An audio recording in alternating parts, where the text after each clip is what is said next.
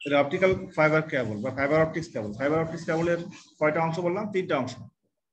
আমি এখানে ফিগারে যেটা দেখিয়েছি এর ভিতরে 1 নম্বর যেটা আছে আমি নাম্বারিং করে দিচ্ছি। 1 নম্বরের অংশের নাম হলো কোর। 1 নম্বর অংশের নাম লিখো কোর, CORE কোর। আর 2 নম্বর অংশের নাম লিখো হলো ক্লাডিং। 2 নম্বর অংশের নাম লিখো হলো ক্লাডিং, CLADDING ক্লাডিং। আর উপরের যে আবরণটি আছে তার নাম লিখলো জ্যাকেট, JACKET। প্রশ্ন হচ্ছে অপটিক্যাল ফাইবারের এই 3টা অংশের মধ্যে সিগন্যাল প্রবাহিত করে কোন অংশটি? আমাদের এখানে মূলত সিগন্যাল প্রবাহিত হবে অপটিক্যাল ফাইবারের ভিতরে যে লেয়ারটি আছে এই লেয়ারটির মধ্যে যেটা আছে কোর, কোরের মধ্যে দিয়ে সিগন্যালটা প্রবাহিত হবে। তো যখন আমরা কোনো একটা সিগন্যাল এই কোরের ভিতরে আমরা হচ্ছে একটা নির্দিষ্ট অ্যাঙ্গেলে যখন ফেলা হয়, একটা অ্যাঙ্গেলে যখন ফেলা হবে তখন সে ক্রমাগত এই সিগন্যালটা তোমার রিফ্লেক্ট হবে। এইভাবে রিফ্লেক্ট হতে হতে সে হচ্ছে প্রবাহিত হবে তারের মধ্য দিয়ে, এবং এই ক্রমাগত রিফ্লেক্ট হতে হতে হতে হতে সে এক সময় তার গন্তব্যে পৌঁছে যাবে।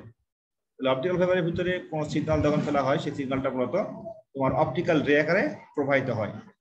তাহলে এখানে কোনো ইলেকট্রিক সিগন্যাল প্রবাহিত হয় না, এখানে প্রবাহিত হয় আলোক সিগন্যাল বা অপটিক্স। অপটিক্যাল ফাইবার এখানে মূলত কয়েকটা অংশ আমাদের শিখতে হবে। একটা হচ্ছে অপটিক্স। তোমরা হয়তো নাম শুনছো, অপটিক্স শব্দের অর্থ হচ্ছে আলোক বিজ্ঞান। দেখবা বিভিন্ন চশমার দোকানে লেখা থাকে অপটিক্স। তো অপটিক্স শব্দের অর্থ হচ্ছে আলোক বিজ্ঞান বা আলোক সম্পর্কিত। আর অপটিক্স যেখানে থাকবে সেখানে মূলত 2টা অংশ নিয়ে কাজ করা হয়। একটা হচ্ছে তোমার লেন্স বা কোনো গ্লাস, হ্যাঁ গ্লাস, আর একটা হচ্ছে তোমার লাইট। অপটিক্স শব্দের অর্থ আলোক বিজ্ঞানের মূলত 2টা মেইন পার্টস। একটা হচ্ছে যে তোমার গ্লাস সম্পর্কিত বিষয়, আর একটা হচ্ছে তোমার হচ্ছে লাইট সম্পর্কিত বিষয়। অর্থাৎ একটা গ্লাসের মধ্যে বা একটা কাঁচের মধ্যে আলো যখন প্রবাহিত হয় তখন ওই আলোর কত ধরনের প্রপার্টিজ আছে। আলোর সমাবর্তন, আলোর অপবর্তন, আলোর প্রতিসরণ, আলোর প্রতিফলন, আলোর বিচ্ছুরণ। আমরা আলোর অনেক ধরনের ধর্ম জানি। তো অপটিক্যাল ফাইবারের ভিতরে আলোর কোন ধর্মটা আসলে তোমার মেনে চলে? যেমন আমি যদি বলি যে অপটিক্যাল ফাইবারের ভিতরে আমাদের আলোর যে সিগন্যালটি যাবে সেই সিগন্যালটা আসলে কোন পদ্ধতি অবলম্বন করবে, ঠিক আছে? অপটিক্যাল ফাইবারের ভিতরে আলোর যে সময় যখন প্রবাহিত হয় তখন আলোর কয়েকটা ধর্ম আছে, আমি ধর্মগুলো লিখে দিচ্ছি। আমরা জানি আলোর ধর্মের মধ্যে একটা হচ্ছে আলোর প্রতিফলিত হয়, আলোর প্রতিফলন ধর্ম আছে। আমরা জানি আলোর ধর্ম আছে প্রতিসরণ ধর্ম, আলোর ধর্ম আছে অপবর্তন, আলোর ধর্ম আছে বিচ্ছুরণ, আলোর ধর্ম আছে পূর্ণ অভ্যন্তরীণ প্রতিফলন,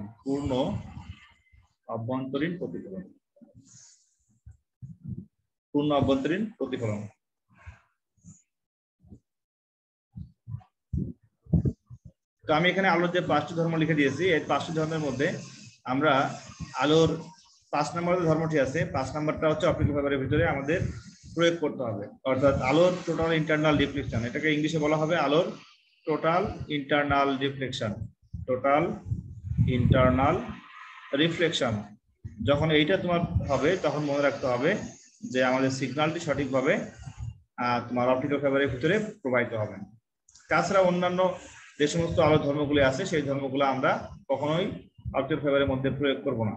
এর কারণ হচ্ছে অপটিক্যাল ফাইবারের ভিতরে আলোর যে ধর্মগুলি আছে তার ভিতরে শুধুমাত্র পূর্ণ অভ্যন্তরীণ প্রতিফলন হলেই আমাদের রিসিভার, মানে যখন আমরা অপটিক্যাল ফাইবারের ভিতরে আলো পাঠিয়ে দিই তখন আমাদের রিসিভার সঠিকভাবে সিগন্যালটা কখন পাবে? শুধুমাত্র আলোর পূর্ণ অভ্যন্তরীণ প্রতিফলন যখন হবে তখনই মাত্র সিগন্যালটা পাবে, অন্য কোনো সময় কিন্তু সিগন্যালটা পাবে না। এখন আমরা সবগুলো ব্যাখ্যা করি।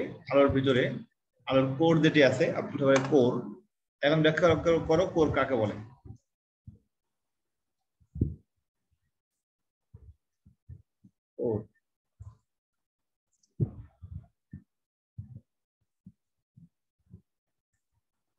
এটি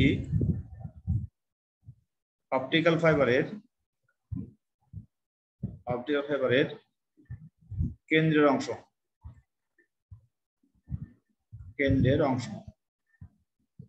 এর ব্যাস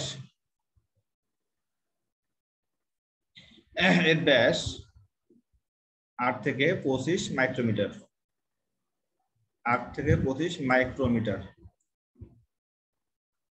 মাইক্রোমিটার,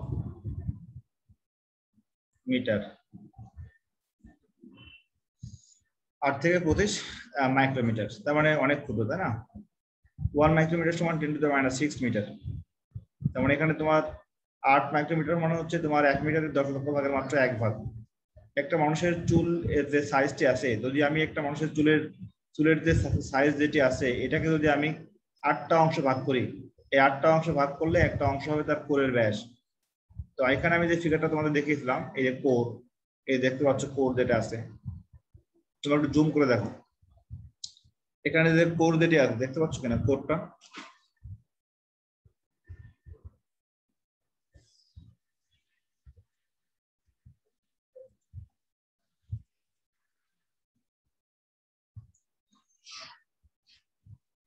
এটা হচ্ছে অপটিক্যাল ফাইবারের কোর, দেখতে পাচ্ছ কি কোর?